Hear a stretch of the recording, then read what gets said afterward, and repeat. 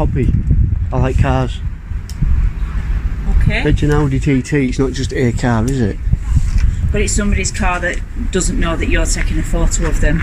It's not right. And if I've got a Mazda RX-8 and people do it and take pictures of my car, that's what you do. Right. If a Porsche pulled up and there was loads of people taking pictures of it, would you... This isn't a desirable car, you've took a picture of that. And? Okay, but you've just said you're taking pictures of nice cars. And police cars, and fire engines and ambulances. Okay. What's the problem? Well, asking what the purpose is. Somebody look at the pictures you've said. No. Somebody You don't do that. You're not allowed to do that. Take pictures of people's cars. Can you keep your distance? You need to stop taking pictures of I don't need to take. I don't at all. Let's do it for a hobby. I do this regularly. What on earth? Videoing me. I am. What on earth law book have you been reading? We've come out because somebody's been taking pictures of police vehicles. And? So we have come out to ask you why you are taking And I've told you pictures. twice now. Right, There's pictures on here of my wife with no clothes on, etc, etc. You're not going to be looking through that. From the very first exchange, the interaction carries a confrontational tone. Matt appears to believe the officers are approaching him with suspicion already in mind rather than simply seeking clarification about what he is doing. Filming parked police vehicles in a public space is not, by itself, generally unlawful, and Matt chooses not to justify or seek permission for conduct he believes falls within his rights. Instead, he keeps returning the conversation to a central issue: whether the officers actually possess a lawful power requiring him to stop or comply further. As the encounter continues, the physical positioning and tone of the officers become part of the tension. From Matt's perspective, the interaction shifts away from explanation and toward pressure and control. What makes the exchange notable is that Matt neither escalates nor withdraws. He remains calm, maintains his position, and repeatedly directs the discussion back toward the legal basis for the officer's actions. It's a very strange thing to do, posting. It is not strange at all. Not whatsoever. It might be strange to you, but it's not strange to the general public who... We're going to ask you to stop videoing, please. No. Yes. I'm doing a documentary on for YouTube on the police. Regarding what? Abuse of Antisocial Behaviour Act, abuse of Section 43. Just generally police abusing powers. Hey, mate. I don't give me details out, not personal. Well, you're taking, with respect, you're taking photographs or video of people's cars. People do it in my car. Aren't yours. That people do that in my car. And I don't have a problem with it, it's a nice For car. all I know, you could be planning on stealing them. Well, when I steal them, arrest me. Well, no, I'll take your details. No, I'm not giving me details. I don't have to give my details. Do you actually know the law? I'm allowed to film. You're going to get Show me what you've recorded. You're going to get yourself in a whole lot of bother if you do that. Show me what you've recorded, and if it's totally innocent, then that'll be fine. Why won't you show me what you've recorded? Because there's pictures of here that aren't suitable for other people to see. Once the initial confrontation fails to change Matt's behavior, the interaction increasingly shifts toward the issue of recording itself.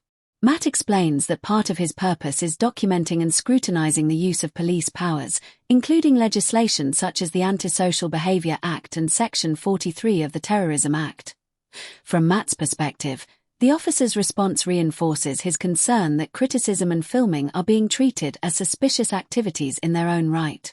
The discussion then turns toward requests for personal details and attempts to view what has been recorded, both of which become major points of disagreement. Matt's position is that exercising a lawful right to film in public does not automatically create a legal obligation to identify oneself or surrender access to recorded footage unless a separate lawful power clearly applies. Cars you've taken pictures of. No, you've got no right to. Yes, I do. You've got no right to. Excuse me. You've got no right to Excuse me. Do you want to follow your code of practice? This is not in your code of practice. You do not look through people's phones without a warrant. You do not tell people to stop taking pictures of... Excuse me, you do not tell people to stop taking pictures of cars. Okay, you don't do it. And if you were going to follow through on this, you're going to find yourself in a whole lot of bother, and you will be educated. I don't have to give my name. I don't even have to talk to you. Offence, so give me your name. Right, what offence have I committed? What offence have I committed? Taking pictures of people's cars. Right, so what offence have I committed? That's an offence. What offence have I committed? Everyone wants to know what offence I've committed. Thousands of people want to know what offence I've committed. I'm sure thousands of people don't. Oh, has anyone got a phone they can check, and I'll show you.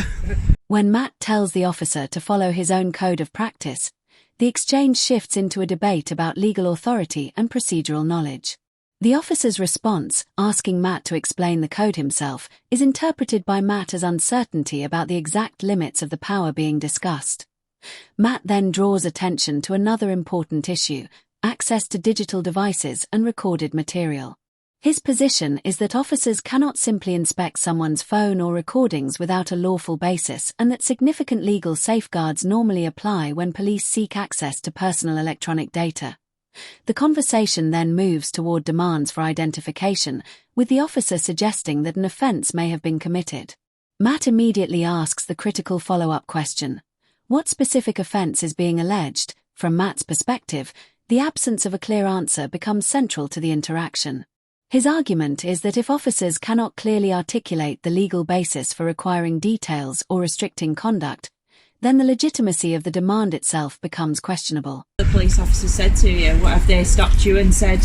Have a look at my video of Wigan. I'm showing you, offering you proof. I'm offering you proof. They've said they said, all right, no problem. Really? They said, what you doing? Come out and said, they said, yes, it's okay, feel free. Why wouldn't they? Why? Because it's very strange behaviour. Strange isn't a crime. We are asking why you are taking pictures of our police vehicles. I've just told you. I'm lawfully allowed to. You're not? Yes, I am. Gives you the right to take pictures of people's cars? No, more importantly, what law stops me from doing it? Tell me that law, please. Could you answer that question? What law? Are you live streaming now? No. You just said to me that thousands of people are watching this. They will watch this. Right. So you intend to put people's details of cars to thousands of people for no reason? My car's on YouTube. That's not your car. First of all, you said I never you were said. interested. Did I say that was my car? First of all, I know it's not your car because I know whose car that is. Right. So I didn't say it was my car. Registration on YouTube. Describing Matt's filming as strange behaviour becomes a key part of the exchange because it raises the question of whether unusual conduct alone is enough to justify police intervention. Matt's response, "Strange isn't a crime," is effective because it redirects the discussion back toward legality rather than personal opinion or suspicion. His broader argument is that lawful behaviour does not become unlawful simply because it appears unusual, unconventional, or unfamiliar to an officer. In public spaces, many activities may attract attention without necessarily creating a legal basis for enforcement action. The conversation then shifts toward the issue of filming vehicles in public.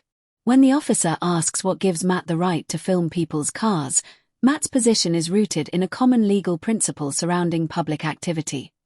Generally, conduct is lawful unless there is a specific law restricting or prohibiting it.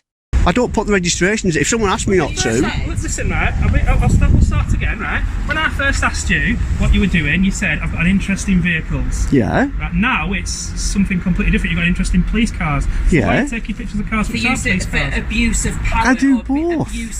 Abusive antisocial behaviour or something. What did he say? It's a documentary for YouTube. That's what the police vehicles are for. About what? Police abusing section 43. Okay. Section 5 and 50 of pace. Why are you telling me that I have to stop filming cars? What law's that? I find it very concerning that you're outside a police station recording vehicles. Right, I'm just asking you what law that is where I'm not allowed to film police cars. I haven't said you've broken a law yet. You just said I'm not allowed. I'm finding it very difficult because to understand why you're doing that outside a police station. Right, for a basic fact you don't need to understand. I'm allowed to do it. That's all you need to understand. Yes, I am. What law stops me? So you're stops me? With someone recording your car and put it on YouTube? I think my Fiesta was a bit weird, but my Mazda, yes. It is on YouTube, in fact. The officers then shift focus again, this time raising concerns about vehicle registration plates appearing online. From Matt's perspective, this represents another change in justification rather than a clearly identified legal issue. Registration plates are ordinarily visible in public spaces every day, on roads, in car parks, through CCTV systems, and on dashcam footage. Matt's argument is that filming what is already openly visible in public does not automatically become unlawful simply because the footage may later be uploaded or shared online. What stands out in the exchange is how the objection continues to evolve. First, the issue is the filming itself, then the reasons for filming, then general suspicion despite no identified offence, and finally concerns about registration numbers. From Matt's perspective, The repeated shifts suggest difficulty identifying a single clear legal basis for intervention. Rather than arguing every point individually, Matt keeps returning to the same underlying question: what specific law is actually being relied upon? The absence of a consistent answer becomes part of the broader tension in the encounter. You are taking videos. There's one here of a lady walking down the street because she couldn't resist taking a video of the Andrex puppy in Southport. But you've got the lady in as well. She's not consented to be in video. She doesn't need to. Yes, she does. No, she doesn't. What law's that? Consented to be videoed. What law's that? Explain that law. Explain that law. You're walking your dog here. And? Oh my God, you're not going to arrest me for walking my dog here. But videoing it and... Are you having a laugh? Do you realise how daft you're making yourself sound? So that's not of police. What's it got to do with you, what I video? That's not of police. It says Wigan Police Station, and then you've got your dog on there. You'll never make a real police officer if this is the best you can do. Will you? Support officer. A real one. Yeah. It's a bit condescending, isn't it? Well, you've been doing it to me. What's your name and collar number? It's there. You can see it. What if I can't read? Have to give you his name, Yes, he does, because I know the law. Oh. Unlike you's lot. What's your name, please? And what station? I have to give you my collar number. What station are you based at? Corn Police Station. Sorry? Corn Police Station. Right, and what's your name, please? It's your policy. It's your policy.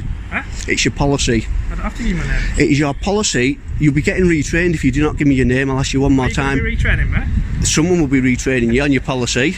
You might be laughing now, but you won't be laughing soon. What's your name, please? I'll ask you one last time. It's your policy to provide your name. What's your name, please? PC. I'm asking you nicely. It's PC4454. And what's your name, please? Reviewing Matt's previous footage becomes another point of contention during the encounter. One officer raises concerns about a woman who briefly appeared in an earlier video, suggesting she had not consented to being filmed. Matt disputes the relevance of that argument, noting that the recording took place in a public setting while he was filming his surroundings and his dog. From Matt's perspective, the key issue is that the officer does not identify a specific law that would prohibit incidental filming of individuals in a public place under those circumstances. The conversation therefore returns to the recurring theme of the encounter, whether objections are being based on clearly defined legal powers or on personal discomfort with being recorded. Matt then shifts the focus back toward accountability by asking the officer for their name. Unlike earlier demands directed at him, this request carries a different context because police policies and professional standards often require officers to identify themselves during public interactions, subject to operational considerations and local procedures. Right, I'll be finding out why you're not providing your name to the public. I'm trying to find out why you're recording people. Because I feel like it. Taking pictures outside a police station. I've explained why, and now I'm not telling you it over and over. You'd give a few different reasons. I'm not going to keep telling you why I've done it. From now on, the only thing you need to know is that I'm allowed to do it, and there's nothing you can do that can stop me, so I suggest you go away, because I'm getting annoyed now. You're really annoying. You come out, you pretend you know the law. Either A, you do not know the law, or B, you are abusing it. Which is it? Which law am I abusing? Right, I'm not allowed to film police cars. What law is that? I bet this is the last I see of these guys, isn't it? Because they're going to get educated now. Is it true I'm not allowed to film police cars? Yes, you did. I've got it all on video. I have it all on video. You need to have a word with all these three. Thank you. Walk of shame. Walk of shame. The ending of the encounter is notable because very little is formally resolved. There is no detailed explanation of powers, no clear clarification of the officer's legal position, and no definitive conclusion beyond the interaction simply coming to an end. The officers are ultimately called back inside, and the encounter ends without further action. From Matt's perspective, that abrupt disengagement is significant because it suggests the situation was no longer viewed as productive or necessary to continue. Rather than escalating further, the interaction is effectively abandoned. What the exchange ultimately highlights is the contrast between preparation and assumption. Matt consistently returns to legal boundaries, lawful authority, and the need for clearly articulated powers.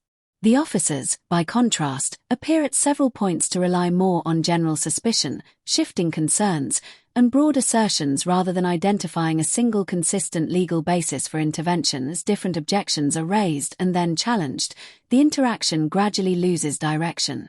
The issue moves from filming, to intent, to registration plates, to identification, without any specific offence being clearly established.